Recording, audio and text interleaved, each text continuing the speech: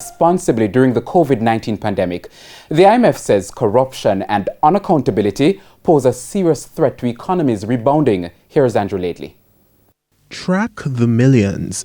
That's the word from IMF Managing Director Kristalina Georgieva. She's urging member states to keep a record of their spending during the COVID-19 pandemic. A lack of transparency, she argues, could derail economic progress. Our message to governments? Very clear. In this time of crisis, please spend whatever is needed. But spend wisely and keep the receipts. We don't want accountability to be lost. 2 years ago, the IMF board approved a new governance framework to stifle corruption in its member states.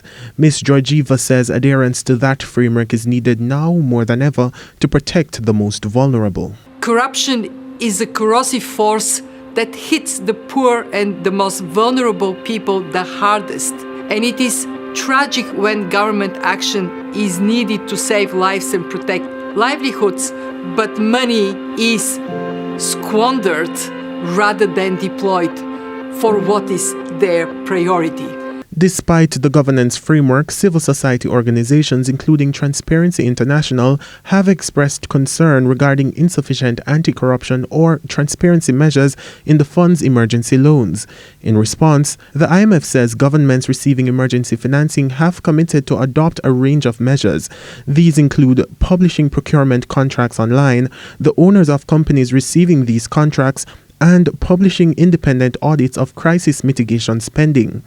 All countries receiving emergency financing must also commit to undertake a safeguards assessment to provide reasonable assurance that the central bank's reporting and controls are adequate. Andrew Lately, TVJ News.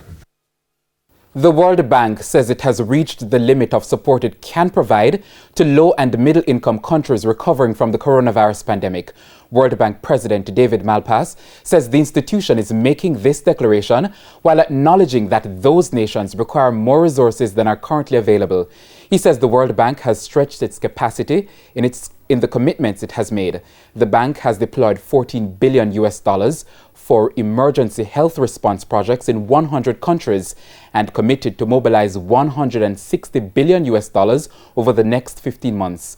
Some critics have suggested that the bank should find ways to free up more financing, but the World Bank president says the institution's current efforts have already tested its finances and personnel. Currency trading ended today with the US dollar selling for $140.69. The Canadian dollar sold for $105.41. The pound is going for $176.72, while the euro closed at an even $160.13. The JC index gained 1,140 points today, while the junior market index lost 7 points.